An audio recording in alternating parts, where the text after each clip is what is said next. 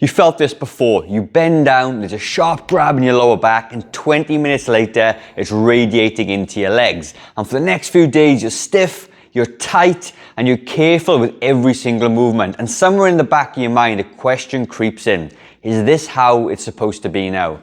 Is this what getting old feels like? Well, firstly, you're not alone. And secondly, it is not just age, and absolutely does not have to be this way forever. In this video, I'm going to share with you 3 simple strengthening exercises and 2 key stretches you can do 3 to 4 times per week to help you stay mobile, strong, and get rid of the fear of hurting yourself when you bend down. Because bending becomes painful after 50 is really about being tight. It's usually about loss of hip strength, reduced hip mobility, poor body positioning, and weak core control. And if you fix those, you won't have to grit your teeth every time you bend down. If we haven't met yet, I'm Gavin. I co-own New Zealand's only fitness studio for people over the age of 40, and I work alongside my business partner who is a physiotherapist. And many people come into our fitness studio with tight backs and have exactly that same feeling. They kind of wince every time they bend down. And my job and his job is to find solutions, stretches, and strengthening exercises that you can move around pain-free, not just in the short term, but for the long term. So let's go into the gym and I'll show you what you need to do. So the first exercise we're going to look at is going to address 2 main things. We're going to address your core strength, and we're going to address some glute strength and lower back strength at the same time. And it's called a bird dog with a knee tucker, right? So a lot of people you'll see doing bird dogs, but this is a slight modification. So there's a couple of ways to do it, and I'll show you both options, right? So this way, you can come into your hands and feet this way. So you want to try and have a 90-degree bend at your kind of your torso and your arm and your hip and your legs, okay? Now, a bird dog is simply you push out one arm and one leg at the same time and bring them back together, okay? And that's kind of the standard version. But the version I want you to do, because this only takes care of your glutes, your sort of lower back area, and the upper back when you pull the arm out. So we're going to do this, and then I want you to bring your elbow and knee together across the body. And that takes care of the front of your core, your abs and your obliques. And when you got one arm and one leg off the floor, there's a lot of core stability that happens, because if you didn't balance, you would fall over, okay? So it addresses a whole bunch of things in one go. Now, this is actually called a cross crawl pattern, okay? And it's also really good for your brain as well, because when you have to think about doing things left and right, it creates more neural pathways in your brain and it helps keep your brain strong. So that's an extra double whammy as well. And when you're looking to move yourself around in time and space without bending, having those extra neural pathways to understand how your body can move in time and space is going to be a good thing as well. So this is the added benefit. So let's just break it down. You're going to come out, hold. This is important. This hold at the top. Cross, squeeze. Back out and down. The other side. Out, cross, extend, and back down. And you're going to repeat that 20 times, 10 times on each side. You're going to take a 30-second rest, and you're going to complete this 2 more times. Now, if you really struggle to take one arm and one leg off at the same time, what I want you to do is take off your glute first, this way, okay? Take your leg back, and you're going to bring your knee across the front of your body and take it back out and drop it back down. Do the same this side, back, across the body and down. Then you're going to take the arm out. Then you're going to tuck it back in and take it back out and down. And the same on the other side, that way and back down. So then what you would do is then you would do 5 on each. So you do 5 left leg, 5 right leg, 5 right arm, 5 left arm.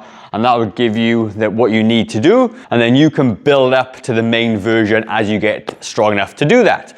The second exercise that we're going to do is something called a hip hinge. And the hip hinge is such an important exercise, it will take up a whole video. And I actually recorded a whole video on this as well. And if you would like to see the full thing in its entirety, all you need to do is comment hinge down below and I will send you the video. But That being said, a hip hinge really is how you move your hips through time and space, because a lot of people have zero hip mobility, and when they try and take their hips back, they bend from their lower back and they end up bending this way, causing a lot of pain in the lower back.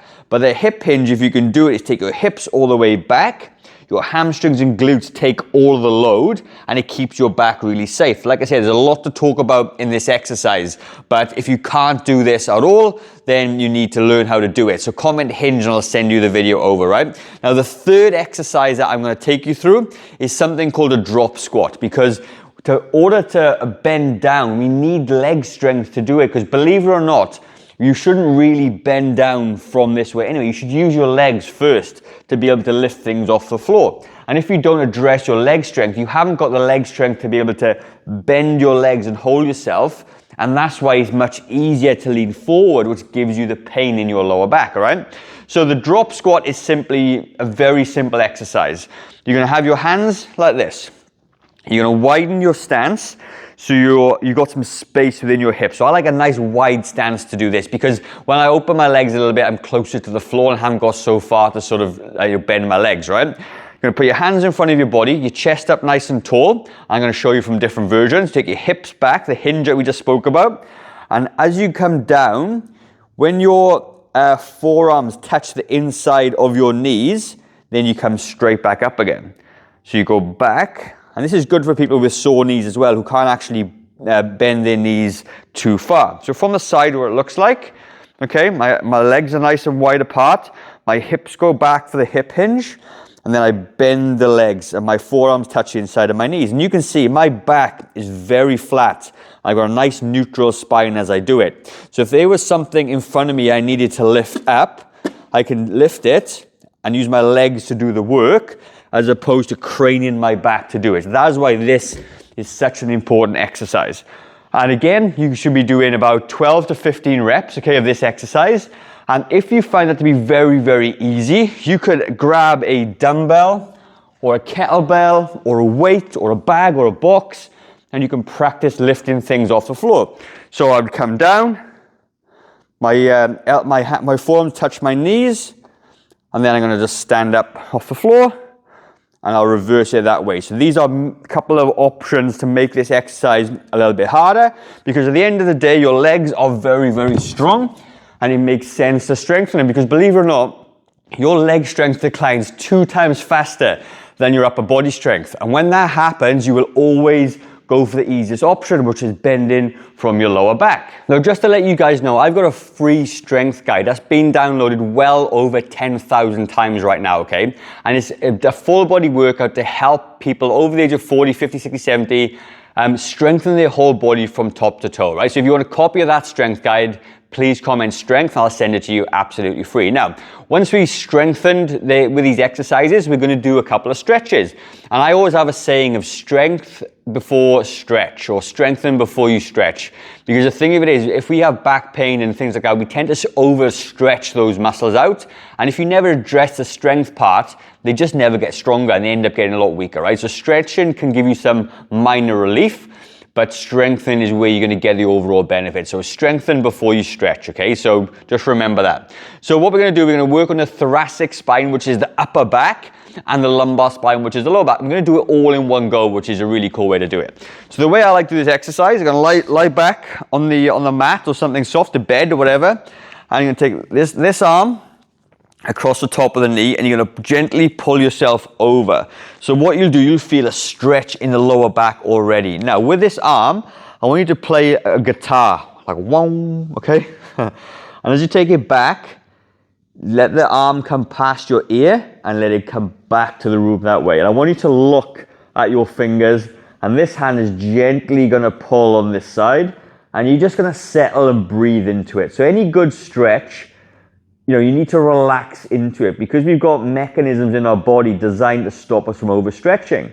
And if you try and do it and it's tight, just breathe and relax, and you'll tend to, after a couple of breaths, you'll be able to let that stretch or the mechanism, the self-defense mechanism disappear, and you can stretch the muscles that you need to do. And this feels lovely, to be honest with you, right? And you're gonna hold it for 30 seconds. 30 to 40 seconds is a sweet spot where you get some really good adaptations for the stretching. Anything less than that, your muscle tendons and ligaments don't really adapt, all right? Then once you do that, we're going to swap to the other side. Take one hand over, take it across, play the guitar. And the reason I do that is because the shoulders can get a bit stuck over here. I want it to be there, big long stretch from the top of my fingers to the bottom of my toes, and I can feel my glute stretching here, my lower back and my upper back. And again, I'm going to hold this for 30 seconds. And again, you want to take a little bit of a rest, and then you repeat the same thing 2 times over again. Now, for the yogis out there, the next stretch is called the happy baby pose. So I give you the original version, then I'm going to give you a slightly easier version, because I do understand that mobility is an issue, and to do this, you need a bit of mobility, all right? So the happy baby pose is you're going to come back, grab your feet, you're going to sit back, and you literally just gently rock back side to side or back and forth, and you feel the stretch in the hamstrings, the glutes, okay? It feels really, really good. Now, for those people that can't do this, you could just bend your knees in this way, okay? And lift up your head, and you can just roll back and forth, gently back and forth, and all the muscles in the hamstrings, the glutes, and the back all get a really nice stretch without overdoing it. And you can sit there again, 30 seconds or so, then you're going to rest it out for 30 seconds and repeat the process, okay? So that would be, if you were to practice these 5 exercises, the 3 stretches, the two stretches and the 3 strengthenings, you're going to go a long way to hopefully preventing your low back pain or your back pain when you bend down, because all this again will tie into being stronger, being more flexible. And if you can do those couple of things, you're going to have a much easier time moving around in general. It is not just your age, it's about how strong you can be as you age. Just remember that, okay? So that's the video for today. I hope you enjoyed it. If you would like a full copy of that strength guide, comment strength. If you would like to see that full video about the hip hinge, which I recommend you do, I'm going to leave that in the top corner there. So go over and check that video out, and I'll see you very shortly.